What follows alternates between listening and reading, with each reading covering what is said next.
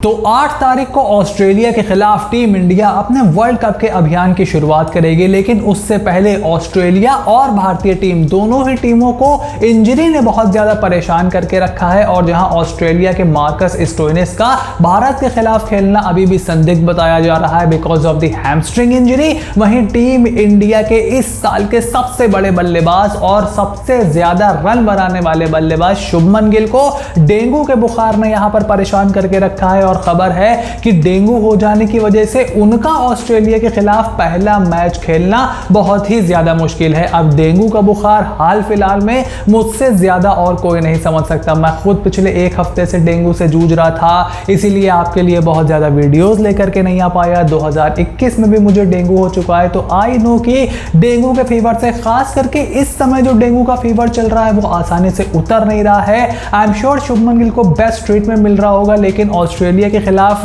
क्या वो full fitness attain कर पाएंगे अगर उनका डेंगू का फीवर ठीक भी हो चुका है, ये कहना बहुत ही ज्यादा मुश्किल है। एंड आई एम श्योर कि हमें ऑस्ट्रेलिया के सामने कम से कम वो खेलते हुए नहीं दिखाई देंगे। तो अब सवाल यह है कि दोनों ही टीमों में जो इंजरी कंसर्न्स हैं, तो आखिर दोनों ही टीमों की प्लेइंग 11 क्या होगी। भारत के लिए ओपन कौन करेगा, ऑस्ट्रेलिया के लिए मिडिल ऑर्डर में कौन खेलेगा, क्योंकि चेन्नई में मैच है तो कितने स्पिनर्स खेलेंगे, कितने पेसर्स खेलेंगे, सबके जवाब इस वीडियो में मैं आपके लिए लेकर के आया हूं। सो make sure you stick around till the end of this video. तो ऑस्ट्रेलिया के खिलाफ 8 अक्टूबर को भारत के पहले वर्ल्ड कप मैच के लिए अगर टीम इंडिया की प्लेइंग 11 की बात करें तो सबसे पहले ओपनर से स्टार्ट करते हैं। यहां पर कप्तान रोहित शर्मा के साथ मोस्ट लाइकली हमें ईशान किशन ओपन करते हुए दिखाई देंगे बिकॉज शुभमन गिल अब डेंगू से परेशान चल रहे हैं, उनका खेलना बहुत ही ज्यादा मुश्किल है।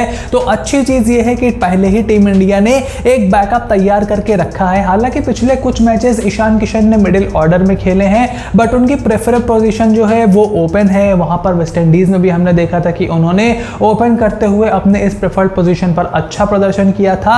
ऐसे में ओपनिंग के लिए शुभमन गिल होते तो बहुत ही ज्यादा अच्छी बात होती, क्योंकि चेन्नई की धीमी विकेट पर वो स्पिन खेलने की बहुत अच्छी काबिलियत भी रखते हैं। बट ईशान किशन के रूप में एक एबल रिप्लेसमेंट टीम इंडिया के पास मौजूद है। उसके बाद अगर हम मिडिल ऑर्डर की तरफ चले तो यहां पर सबसे बड़ा सवाल यह था कि श्रेयस अय्यर खेलेंगे कि सूर्य कुमार यादव खेलेंगे। जब शुभमन फिट थे तो मिडिल ऑर्डर के लिए ईशान किशन का भी नाम आ रहा था, लेकिन चेन्नई में मैच है और जिस तरीके की फॉर्म श्रेयस अय्यर ने दिखाई है, आई एम श्योर कि हमें नंबर 3 पर विराट कोहली, नंबर 4 पर श्रेयस अय्यर और नंबर 5 पर as a wicket keeper K L Rahul खेलते हुए दिखाई देंगे। अब केएल राहुल ने अपने बहुत सारे मैचेस जब से उन्होंने कमबैक किया है तो नंबर 4 पर खेले हैं, बट आई एम श्योर कि नंबर 5 पर भी वो अच्छे से एडजस्ट कर लेंगे। और ऑस्ट्रेलिया की बॉलिंग अटैक के सामने विराट कोहली के एक्सपीरियंस की तो आपको जरूरत पड़ेगी ही पड़ेगी, उसमें तो कोई दो राय नहीं है। लेकिन श्रेयस अय्यर की स्पिन खेलने की एबिलिटी की भी जरूरत पड़ेगी। और श्रेयस अय्यर ने एक शतक भी ऑस्ट्रेलिया के सामने लगाया था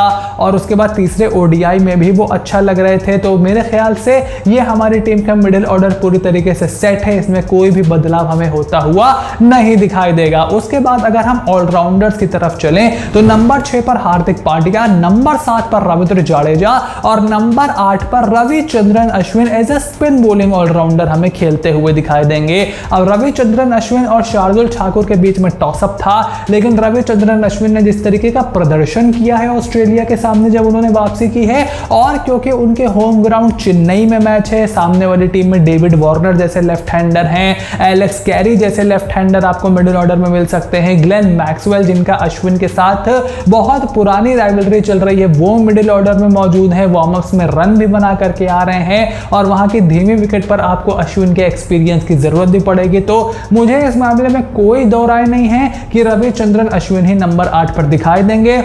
रविंद्र जडेजा की बल्लेबाजी फॉर्म और हार्दिक पांड्या एशिया कप के बाद पहली बार मैदान पर उतरेंगे। तो हार्दिक पांड्या के भी नेट्स में इंजरी की खबर आ रही थी, लेकिन अगर आपको कोई कंसर्न है तो मैं आपको बता दूं कि थोड़ा बहुत इंजरी उनके हुई थी नेट्स में, लेकिन वो पूरी तरीके से फिट हैं और हमें इस मैच में खेलते हुए दिखाई देंगे।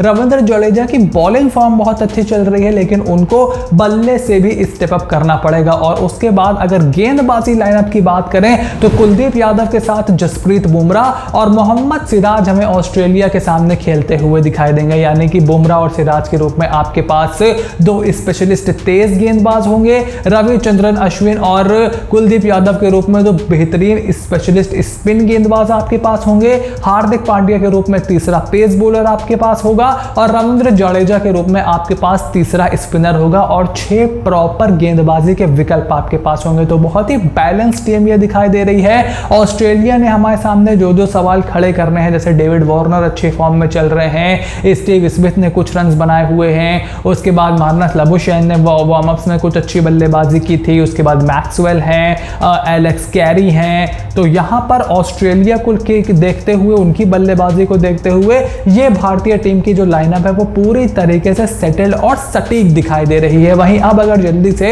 ऑस्ट्रेलिया की प्लेइंग 11 की बात करें तो यहाँ पर ओपन करते हुए हमें मिचेल मार्श के साथ डेविड वार्नर दिखाई देंगे। ट्रेविस हेड टीम में जरूर बने हुए हैं लेकिन अभी वो पूरी तरीके से फिट नहीं है। ऐसे में मार्श, जिन्होंने अच्छी बल्लेबाजी की है पिछले कुछ मैचेस में, वो ही डेविड वार्नर के साथ पारी की शुरुआत करेंगे। भारत के सामने तीसरे वनडे मैच में भी उन्होंने बहुत ही अच्छी बल्लेबाजी की थी। उसके बाद अगर इस टीम के मिडिल ऑर्डर को हम देखें तो नंबर 3 पर स्टीव स्मिथ होंगे, नंबर 4 पर मार्नस लाबुशैन होंगे, उसके बाद ग्लेन मैक्सवेल, कैमरन ग्रीन और एलेक्स कैरी इस टीम के मिडिल ऑर्डर और लोअर मिडिल ऑर्डर को यहां पर पूरा करेंगे। अब मार्कस स्टोइनिस के इंजरी की वजह से ऑस्ट्रेलिया के पास बहुत ज्यादा ऑप्शन नहीं है और उनको कैमरन ग्रीन को ही बतौर फास्ट बॉलिंग ऑलराउंडर यहां पर खिलाना पड़ेगा। अब ग्रीन के साथ समस्या यह है कि आप चाहते तो उनको टॉप ऑर्डर में बल्लेबाजी कराना हो, लेकिन टॉप 4 में आपके पास जगह बिल्कुल भी नहीं है। तो थोड़ा सा फिनिशर का रोल ही कैमरन ग्रीन को अदा करना पड़ेगा और मार्कस स्टोइनिस का ना होना, जिन्होंने IPL 2023 में भी अच्छा प्रदर्शन किया था,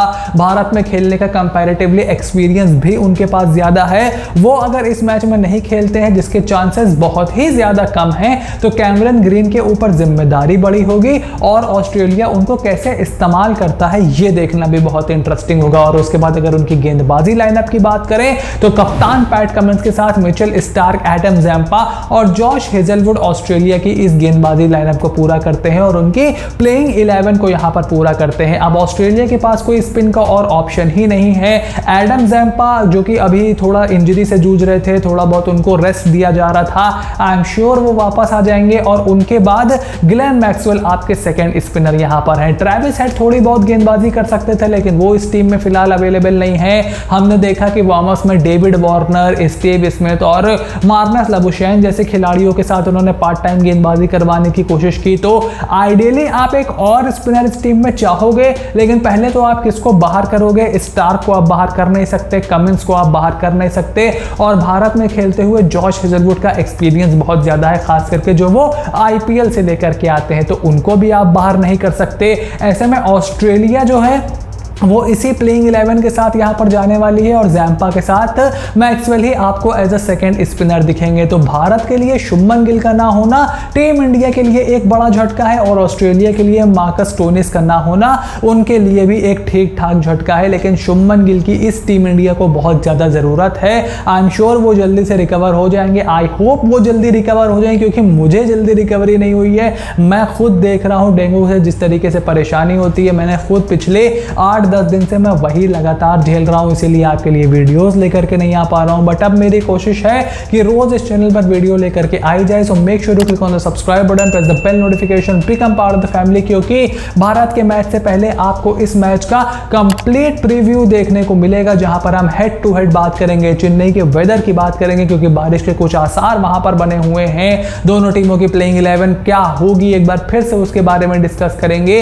तो बहुत ही मजेदार वीडियो वो होने वाली है। So you have to stay tuned for everything that is coming your way and I will see you soon in the next video.